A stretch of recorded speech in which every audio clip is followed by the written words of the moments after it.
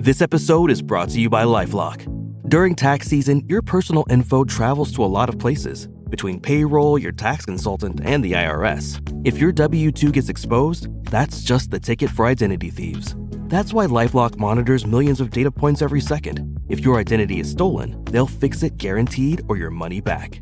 Don't let identity thieves take you for a ride. Save up to 40% your first year. Visit LifeLock.com/podcast. Terms apply. As a longtime foreign correspondent, I've worked in lots of places, but nowhere as important to the world as China. I'm Jane Perlez, former Beijing bureau chief for the New York Times. On Face Off, the US versus China, we'll explore what's critical to this important global relationship. Trump and Xi Jinping, AI, TikTok, and even Hollywood. New episodes of Face Off are available now, wherever you get your podcasts.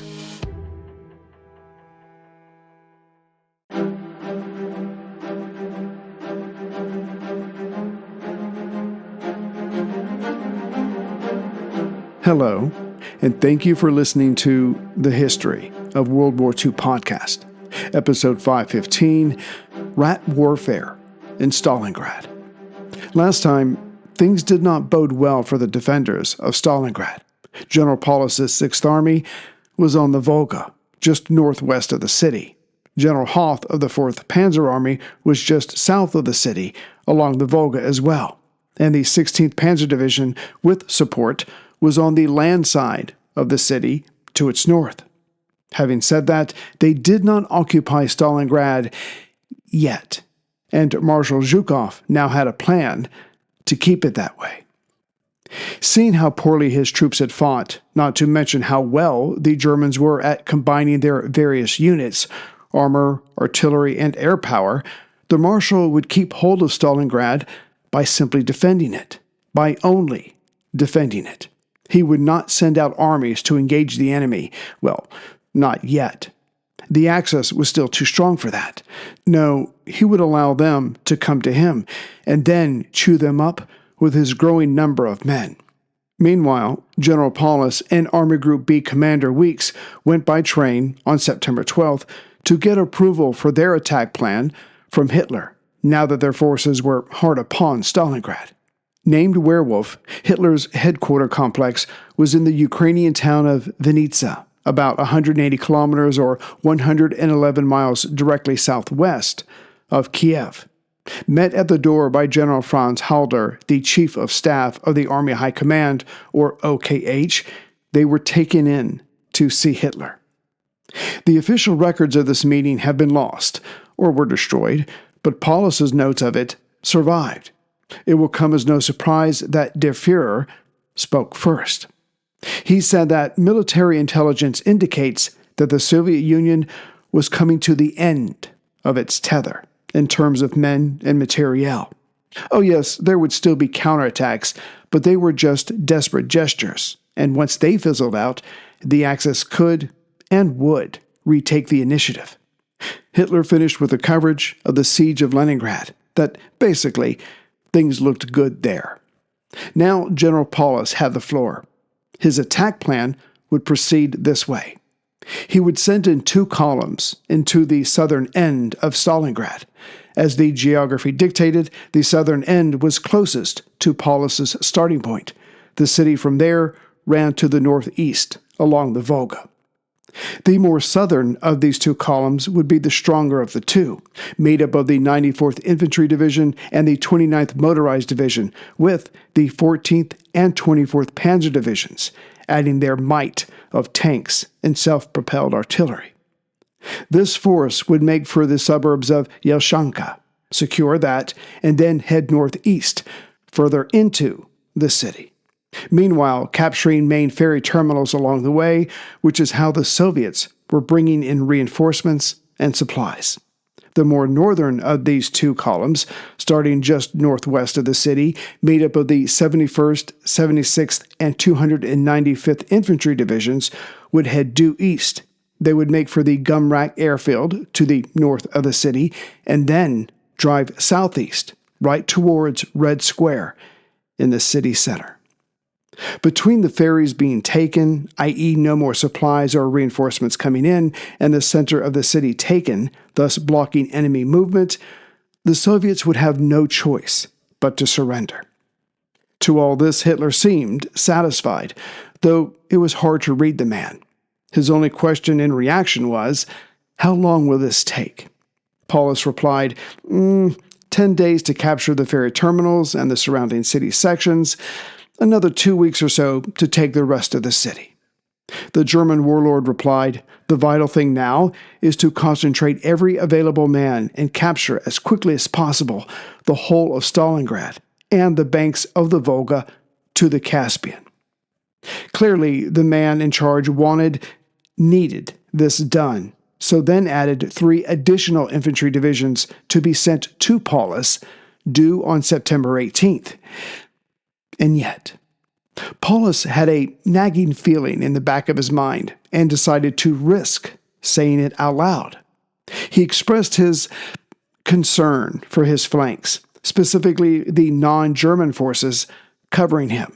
But Hitler waved this away, saying that the Italians, Romanians, and Hungarians would do their job.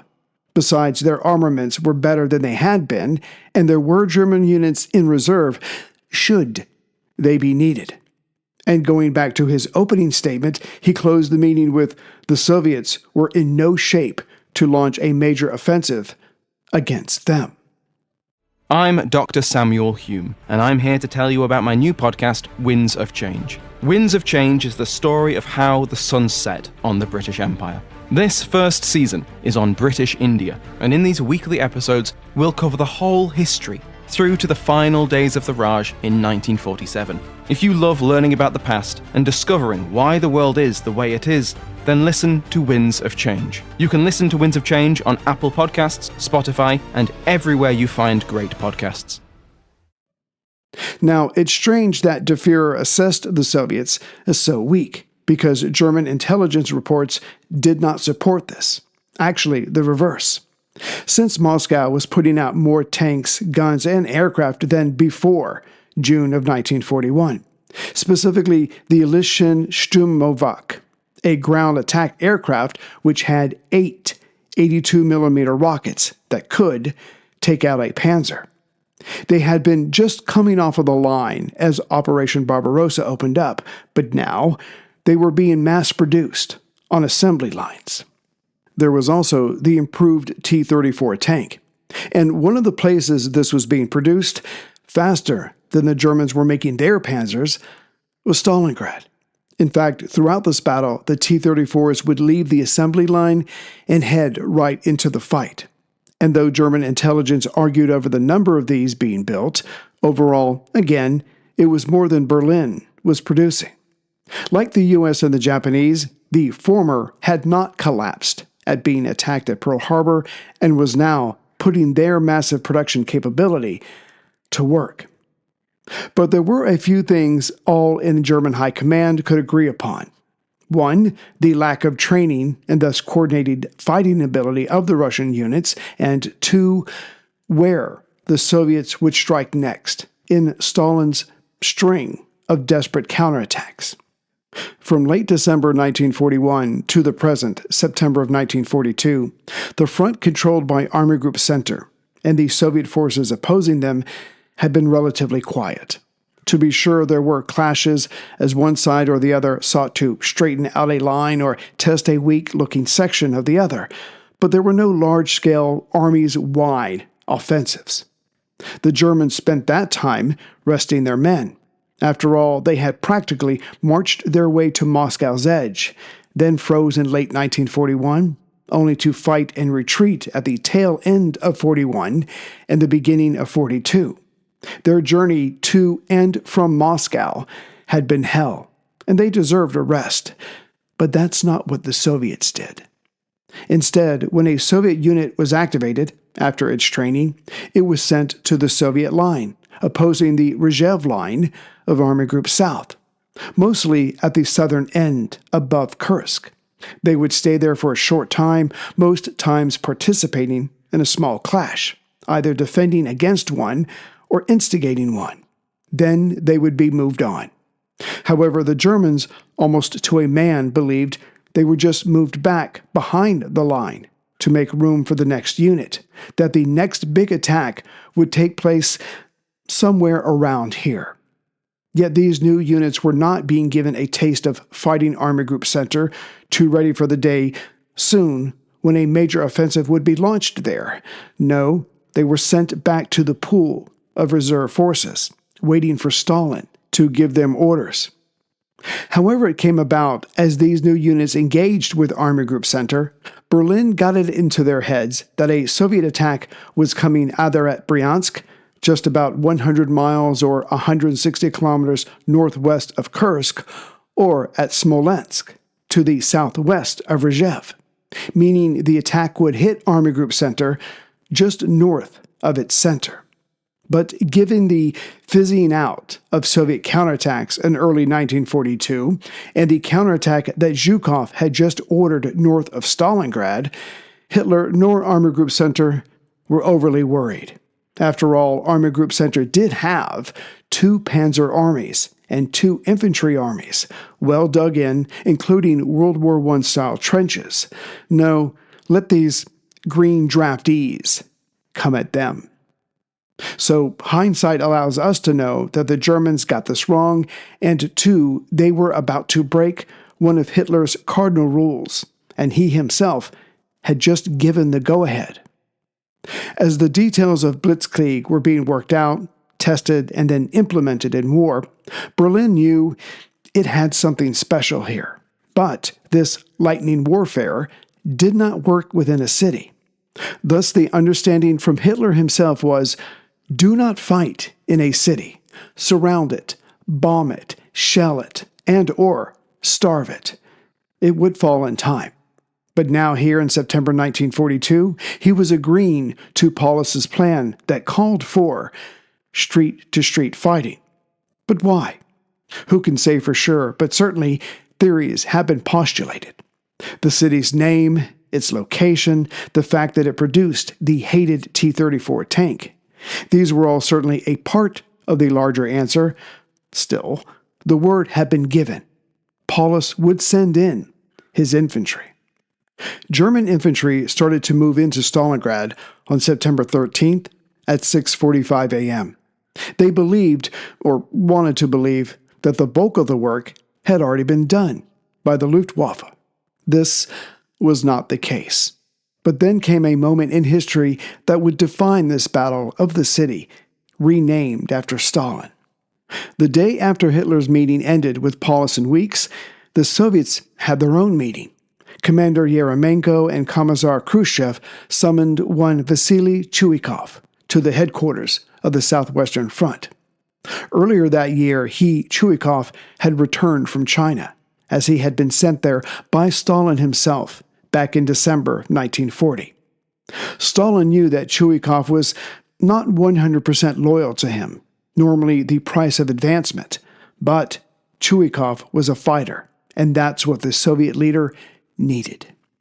He had told the Soviet officer, go to China, but to support the nationalist Chinese leader Chiang Kai-shek over the communist Chinese, because they, the former, would fight the Japanese, and Stalin wanted them engaged, so they could not wage war on Soviet Russia. To look at a picture of Vasily Chuikov is to look upon the face of a brute, a bully, and that's what Stalin needed then, and Yeremenko and Khrushchev needed now. For with the Axis forces closing in on Stalingrad, the Soviet 62nd Army was trapped within, and reinforcements were difficult to get in, or soon would be.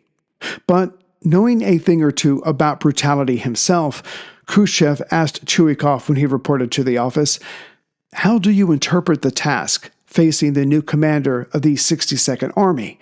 Chuikov replied, to defend Stalingrad or to die. The two men, Khrushchev and Yeremenko, looked at each other and nodded. They then handed Chuikov his appointment as commander of the 62nd Army. They then offered him tea, which he declined, and left right away for his new post. Hello everyone, my name is Wesley Livesey from the History of the Second World War podcast. My podcast is a mostly chronological retelling of the Second World War, and I hope you will join me on a journey through the most cataclysmic conflict in human history, as we try to answer the questions of not just what and where, but how and why. Join me on a journey not just through the famous campaigns, battles, and events, but also on a trip around the globe as we broaden the scope of Second World War history beyond the well-known battlefields of Europe and the Pacific. During weekly episodes, I seek to provide new insight for longtime students of the war, while also being a great jumping-on point for anyone seeking a deeper understanding of the Second World War. This podcast has made it to the invasion of Poland in 1939, and start listening now to find out how the world would find itself embroiled in its second worldwide conflict in just 20 years. You can find History of the Second World War on all major podcast platforms or at historyofthesecondworldwar.com. Chuikov turned out to be a brilliant strategist. Though he was not thinking 5 steps ahead, he was a survivor, a tactician, or, to be less kind, the kind of person, like a starving dog who got a bone in his mouth, he was not about to let it go. And now his complete focus was on holding Stalingrad. He knew he would either be killed by the Germans if they won, or killed by his own side if he lost and they got to him first, or he would win and survive to live another day. By the time the Germans opened up their artillery assault and bombing attacks that September 13th morning, Chuikov had already made several assessments. One, the wrecked city that was now Stalingrad, called for a different kind of fighting. Gone were the great thrusts and open fields, replaced by close-quarter combat and savagery. Basically, whoever wanted it more would decide the outcome.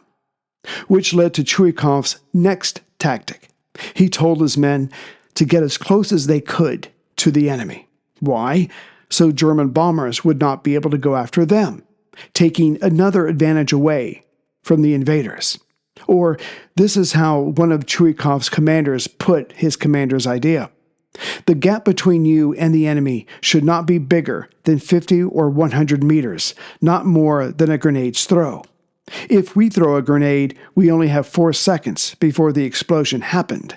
When the Germans threw their grenades, they fell into our trenches, and our soldiers could lift the grenade up and throw it back, because the German grenades exploded in 9 or 10 seconds. So we took advantage of this weakness of the German grenades. The men of the German 295th Division, which made up the northern of the 2 columns, was trying to cross the Volga. As there had been only relative minor urban fighting on their part so far, they stuck to what they knew. Each attacking group was made up of a company of soldiers, say 80 men or less, and backed by 3 or 4 panzers. When they came upon a new street, they tried to spy out the enemy's strong points, to then bring forward the tanks, which would then send shells into it. Specifically, there would mostly be 3 tanks.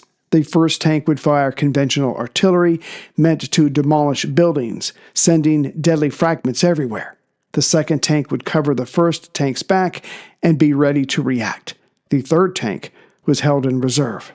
Yet most times, the Soviets' hideaway was not spotted until they opened fire. Countering the German tactics, Chuikov implemented his own house-clearing tactics. A group of Russians, anywhere from 5 to 50, their raiding parties had to be smaller as they had fewer men, would rush at the door of a house and lob in several grenades, and quickly take cover, as they only had 4 seconds. Right after the explosions, they would rush in, guns blazing. So no matter where the enemy was hiding in the room, they would at least be stunned. And some of the entering Russians had knives or sharpened spades in their hands, just in case hand-to-hand combat was needed. Another Chuikov tactic implemented that first day, as German troops entered the city's edge, was to take advantage of the panzers' relatively weak rear upper decks. They were thinly armored, and in open battles this was generally left alone. But not in Stalingrad. Using the building's upper floors, fire was aimed at this section of the tank, causing damage, casualties, or both. Still, that first day, the Germans were making progress, if nothing else, due to their numbers. But they found that every room in every house had to be searched before they advanced. It took time. And as each room meant possible death, the German infantry quickly came up with a name for this hellish way of fighting: rat warfare. By that afternoon of September 13th, Chuikov in his command bunker was now covered in dust. Whatever color his tunic had been, it was now dust gray, as bombs rattled the ground above him. German bombs, in fact, cut his telephone lines to Yeremenko, who was on the east side of the Volga. Chuikov sent out his men to repair this, but they were soon killed after leaving the bunker. Chuikov would try again later. At least he could still direct his men by word of mouth. When darkness came, he did leave his bunker, and he headed to an even deeper one. It was less convenient, but his command would, hopefully, last a little longer. As Chuikov was moving to his new bunker, German troops had reached the eastern side of Mamayev-Kirkin Park. They were in central Stalingrad and about 6,000 yards on the western side of the Volga. Meanwhile, men of the 71st Infantry Division had turned to head south to reach the southern end of the city. Word of this penetration of the city excited those with Hitler at Werewolf headquarters. No, there would be no reports of dozens of miles covered that day, but progress was being made. On the other side, Zhukov was in Moscow on September 13th, bringing Stalin up to speed. When Yeremenko phoned him, though, told him of the invasion, he ran to his plane to make for his headquarters closer to Stalingrad. And Stalin, for his part, he did not wait.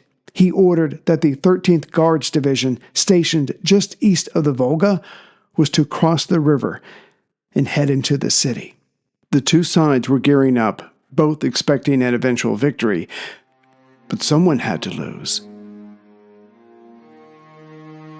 Greetings, everyone, from Central Virginia. So we finally got the Germans inside. We'll see how it goes. And Chuikov, to this day, is revered in Volgograd now. It's no longer Stalingrad, obviously, but you can look online at Memorial or whatever they have there. I've seen some pictures. It's impressive. Again, he is beloved. So, switching tracks now. Let's see here. Welcoming aboard our newest member, Thomas Hazlitt from Maryville, Indiana. So, Thomas, thank you very much. Welcome aboard. And I hope you enjoy the 200 and something membership episodes. And as far as donations, let's see here. Adam Datch. Adam, I hope I'm saying that right. Anyway, thank you very much, and thank you for the nice message that went along with it. So again, we've got the clash going on. We'll see how it fans out, and just watch between Chuikov and Zhukov working together, stymieing the Germans, just keeping their hopes alive, but at the same time, just chewing up their forces. Meanwhile, Zhukov is building up massive troops behind Stalingrad to then one day come around on both sides. And yeah, it gets ugly from there for the attackers. So anyways, we'll get to that soon. So I will see you early next week. I hope you all have a great weekend. And as always, take care, everyone.